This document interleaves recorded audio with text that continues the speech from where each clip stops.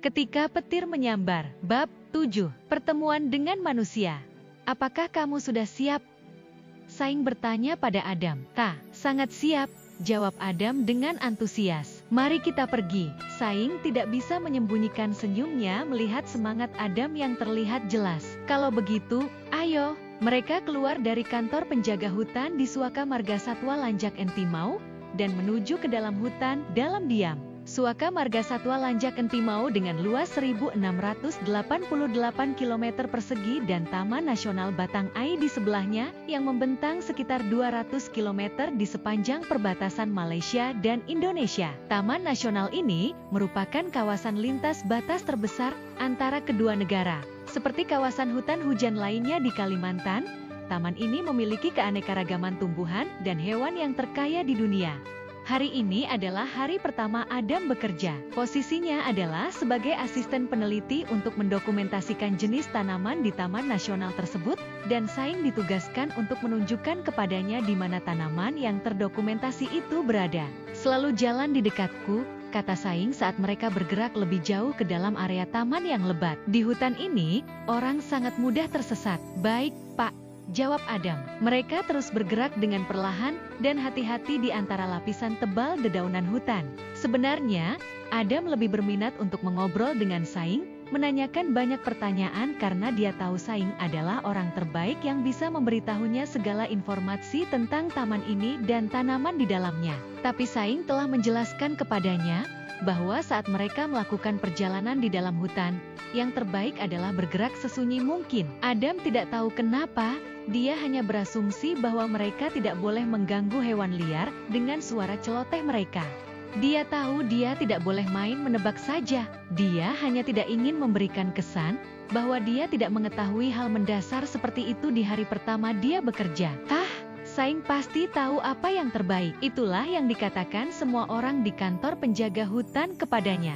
Tidak ada yang mengenal taman itu lebih baik daripada Saing, karena dia sudah tinggal di dalam sana sepanjang hidupnya. Dia tahu setiap belokan, setiap jalur, dan setiap jalan pintas yang ada di taman. Dia mengetahui jenis tumbuhan dan hewan yang hidup di sana, meskipun dia tidak mengetahui nama ilmiahnya seperti Adam, yang adalah seorang ahli botani. Semua pekerja di taman memanggil Saing, Apak, yang berarti ayah dalam bahasa Melayu setempat. Karena beliau adalah pekerja tertua dan pengetahuannya tentang taman melebihi pekerja lainnya. Setelah mereka berjalan cukup jauh, Adam mulai menghargai keheningan mereka. Ia membutuhkan seluruh udara dalam paru-parunya untuk mendaki jalur yang curam, sementara Saing tampaknya tidak mengalami kesulitan bernapas sama sekali, meski usianya jauh lebih tua.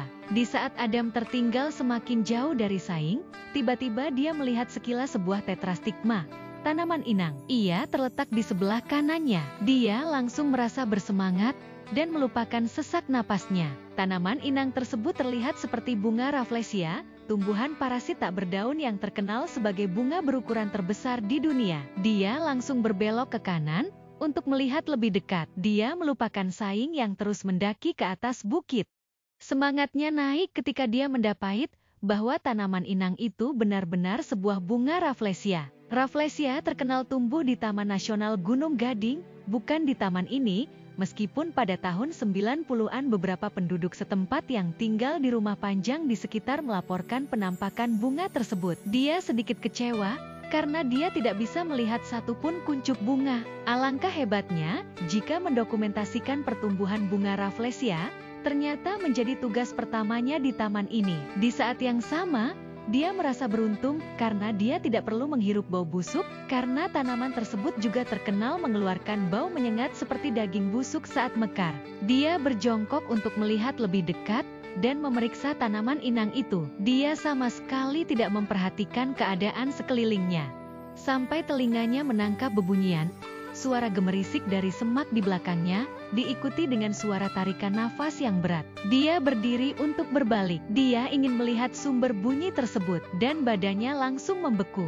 Beberapa meter darinya berdiri seekor macan dahan dewasa. Panjangnya mencapai 1,5 meter, dari ujung hidung hingga ujung ekornya. Itu perkiraan Adam dari tempatnya berdiri. Macan dahan menggeram padanya, memperlihatkan gigi taring terpanjang yang pernah dia lihat seumur hidupnya. Bukannya dia pernah melihat macan hutan hidup sebelum ini.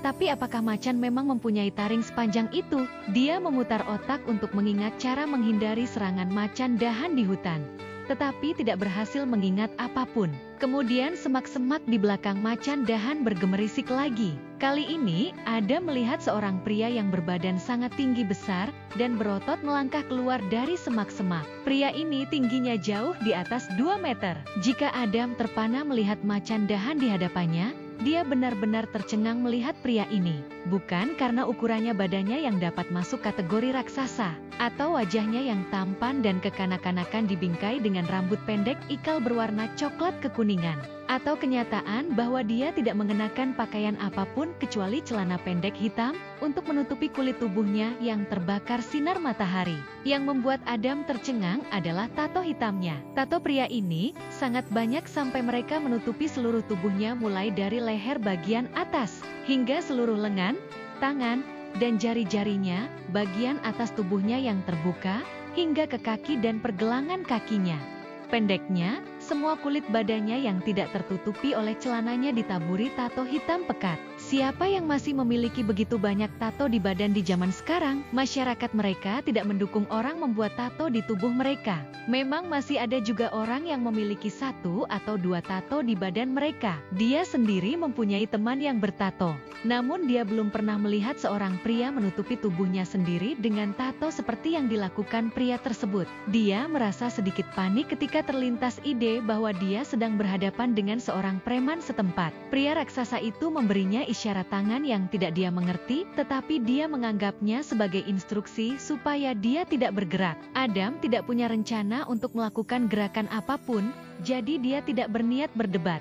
Seakan keadaan saat itu tidak cukup mengharu-birukan perasaannya, seorang pria yang lain lagi keluar dari semak-semak dan berdiri di samping pria raksasa itu. Adam berkedip 2 kali. Dia benar-benar lupa bahwa ada macan dahan yang berdiri di depannya. Jika Adam menganggap wajah pria raksasa itu tampan, maka pendatang baru ini teramat sangat tampan. Bentuk wajahnya yang tanpa cacat celah dibalut kulit putih bersih dan dibingkaikan oleh rambut hitam legam bergelombang yang nyaris menyentuh bahunya. Tuhan pasti sedang dalam suasana hati yang penuh kebahagiaan ketika dia menciptakan makhluk yang satu ini, adalah pikiran pertama yang muncul di benak Adam. Dia menghela napas dalam-dalam untuk menyingkirkan perasaan iri yang tiba-tiba menyelinap. Pendatang baru itu kurang lebih setinggi Adam, yang merupakan rata-rata tinggi badan pria setempat dan tidak memiliki tubuh berotot seperti pria raksasa di sampingnya. Dia juga berpakaian lebih pantas, mengenakan celana panjang berwarna coklat tua dan kemeja coklat longgar yang tidak berkancing.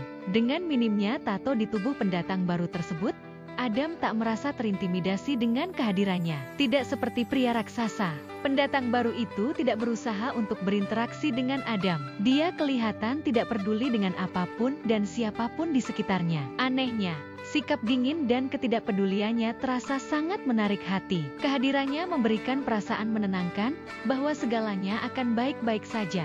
Si macan dahan jelas tidak sependapat dengan Adam. Ia semakin gelisah karena sekarang ia dikelilingi oleh 3 pria.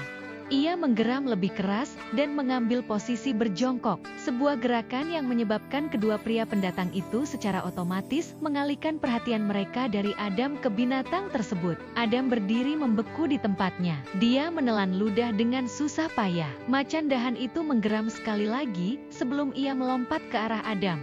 Dia berteriak dan merunduk. Macan dahan melompat melewati kepalanya dan menghilang ke balik hutan dalam beberapa lompatan besar, meninggalkan Adam duduk gemetar di tanah. Si pria raksasa tertawa menggelegar, menyebabkan dedaunan di sekitar mereka bergemerisik karena suaranya menggetarkan udara di sekeliling.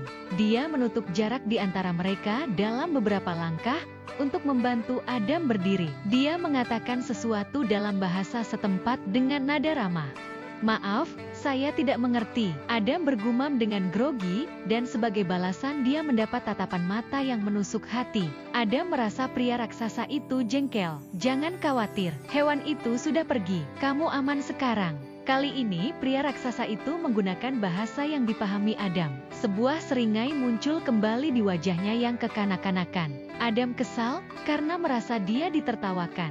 Dia tidak percaya pria raksasa itu akan memberi reaksi yang berbeda jika macan dahan tadi benar-benar menyerangnya. Adam masih sedikit gemetar, tapi dia tidak melupakan sopan santun. Terima kasih. Dia sibuk membersihkan celananya dari kotoran sambil mengalihkan pandangannya dari pria raksasa itu ke temannya. Kepada siapa saya harus berterima kasih? Aku Sampurai dari Panggau Libau dan itu abangku, Keling, kata pria raksasa itu dengan nada bangga, sambil mengacungkan ibu jari kanannya ke abangnya yang berdiri di belakangnya.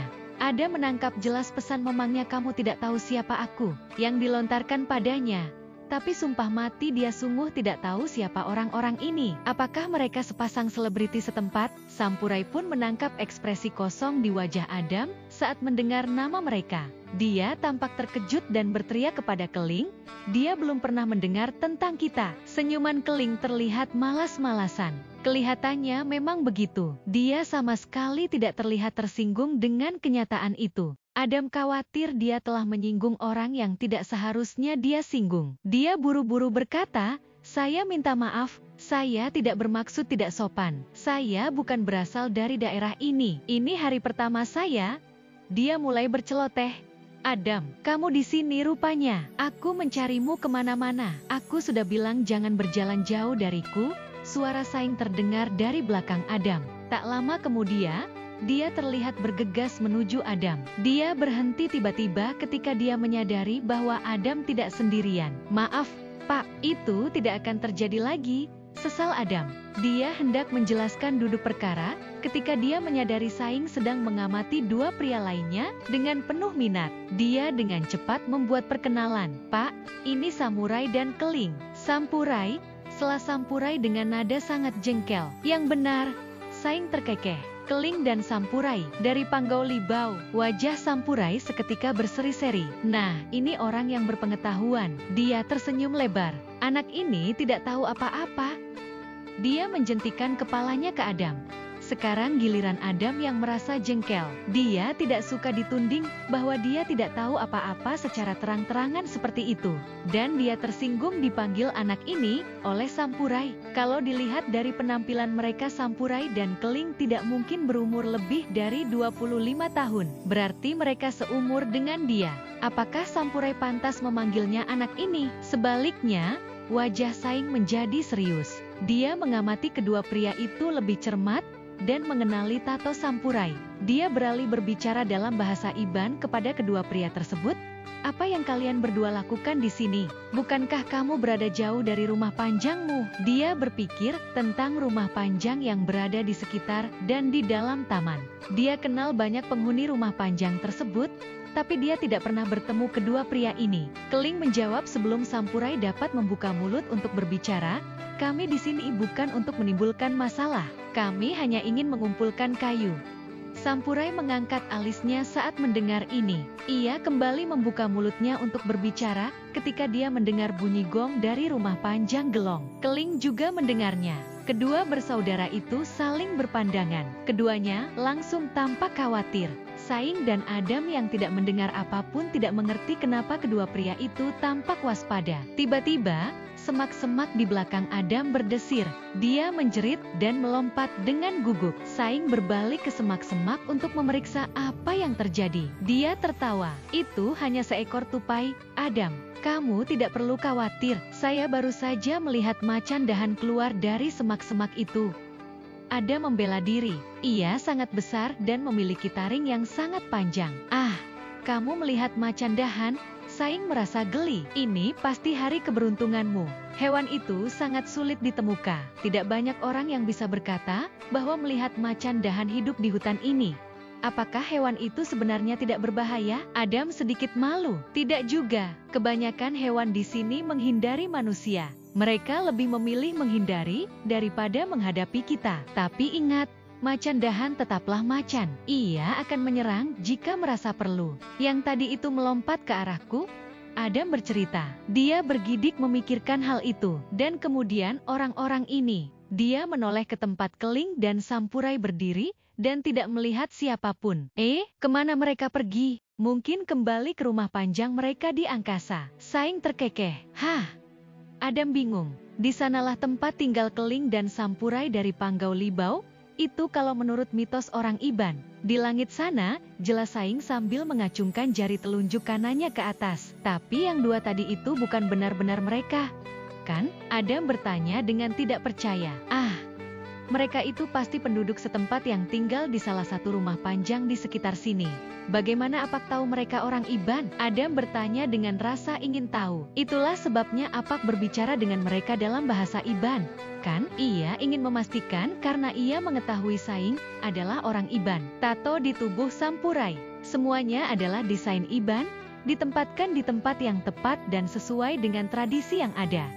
Ya, apa cerita semua tato itu? Tato bagi kami orang Iban tidak dibuat sebagai hobi. Setiap desain memiliki arti dan masing-masing dan ditempatkan di bagian tubuh tertentu untuk menandakan pencapaian orang tersebut dalam perang atau ekspedisi mencari kekayaan. Mereka menceritakan kisah kehidupan pria itu, di mana dia berada, apa yang telah dia capai. Kami hanya mencatat keberhasilan kami. Kegagalan tidak masuk hitungan. Seperti ini misalnya, anak muda seperti kamu, yang dianggap sudah mandiri dan siap meninggalkan rumah panjang dan orang tua untuk pertama kalinya demi mencari nafkah, akan membuat tato dengan desain bunga terung di sini. Saing menyentuh bahu lengan kiri Adam untuk menunjukkan tempatnya. Karena disitulah kamu menyandang tas perjalananmu. Tato ini akan memberi kamu kekuatan dan keberuntungan ketika kamu bejalai. Bejalai, apa itu? Bejalai, pada dasarnya adalah perjalanan yang dilakukan seseorang untuk mencari kekayaan atau perluasan wilayah. Begini, ketika kamu bejalai keluar dari daerah asalmu dan berkontribusi pada masyarakat yang kamu kunjungi, kamu akan mendapatkan lebih banyak tato yang mewakili pencapaian kamu. Jika kamu pulang kampung dengan membawa barang-barang berharga seperti Gucci, misalnya, kamu akan mendapatkan tato berdesain Gucci di leher kamu, dan seterusnya. Tentu saja ada juga tato lain yang dibuat untuk tujuan melindungi diri. Apakah kamu melihat tato naga di tangan kiri sampurai? Adam menggelengkan kepalanya. Otaknya terlalu terkejut oleh seluruh pengalaman tadi, sehingga dia tidak sempat memperhatikan tato sampurai secara detail. Tato itu ditempatkan di sana sebagai perlindungan dari roh jahat. Kalau kamu melihat seseorang seperti sampurai dengan semua tato di badannya, kamu bisa tahu betapa hebatnya dia. Jadi, orang itu, keling, dapat dikatakan sebagai seorang pecundang? Adam bertanya dengan perasaan sedikit gembira. Pria yang begitu tampan, namun ternyata pecundang. Tuhan memang adil. Saing nyaris tersedak oleh ludahnya sendiri mendengar komentar Adam tentang keling. Keling itu yang paling hebat di antara mereka semua, serunya. Dia itu kepala dari seluruh geng, tapi dia tidak punya tato di tubuhnya. Kalau dia lebih hebat dari sampurai, pasti dia punya lebih banyak lagi, bantah Adam. Meski dia tidak bisa membayangkan bagaimana seseorang bisa memiliki lebih banyak tato daripada sampurai. Di bagian badan sebelah mana dia bisa menaruh tato tambahan itu? Keling terkenal suka menyamar agar tidak dikenali orang. Seringkali dia menampilkan dirinya sebagai orang yang sangat buruk dan, seperti katamu, seorang pencundang, sehingga tidak ada yang mau berada di dekatnya. Kita beruntung melihat versi yang tampan hari ini. Saing dengan cepat tertawa lagi. Itu pun kalau mereka keling dan sampurai Panggau Libau yang asli. Adam tidak mengerti mengapa ada orang yang mau melakukan itu. Dia sendiri menghabiskan waktu lebih setiap hari untuk membuat dirinya terlihat sedikit lebih tampan. Dia menggelengkan kepalanya. Karena orang-orang ini bukanlah keling dan sampurai yang asli, dia lebih memilih menanyakan pertanyaan yang lebih praktis kepada Saing. Perlukah kita melaporkan bahwa mereka berkeliaran di sekitar sini? Tidak perlu, aku yakin mereka tidak berbahaya. Kami diperbolehkan mengumpulkan hasil hutan dari taman ini. Bahkan untuk berburu dan menebang kayu asalkan kami menggunakannya untuk kehidupan kami sendiri, bukan untuk dijual. Maksudnya kalian diperbolehkan berburu hewan di sini, seperti orangutan misalnya. Adam terkejut. Kami tidak berburu orangutan. Itu tabu bagi kami, tegas Saing. Selain itu, kami tahu bagaimana menjaga keseimbangan kehidupan di hutan. Bangsa kami telah tinggal di hutan ini selama ratusan tahun, jauh sebelum pemerintahan Malaysia terbentuk. Itu sebabnya pemerintah mengizinkan kami untuk terlibat dalam pengelolaan taman ini dan dalam memutuskan bagaimana taman ini sebaiknya dikelola. Tak satu pun dari kami akan melakukan apapun yang membahayakan cara hidup kami sendiri. Mari kita pergi. Kita baru saja memulai. Perjalanan kita masih panjang dan banyak tempat untuk dikunjungi. Mulai sekarang, ingat untuk tetap berjalan dekat denganku, Adam. Saing memperingatkan Adam dengan suara tegas. Saya akan selalu ingat, Pak. Janji Adam dengan sepenuh hati. Boleh juga hari pertamamu bekerja? Adam, kata Saing sebelum berbalik berjalan menuju hutan. Bertemu dengan macan dahan dan orang Panggau dalam satu pagi. Saing tertawa tergelak-gelak. Kamu tidak bisa mengeluh bahwa pekerjaanmu membosankan. Bersambung.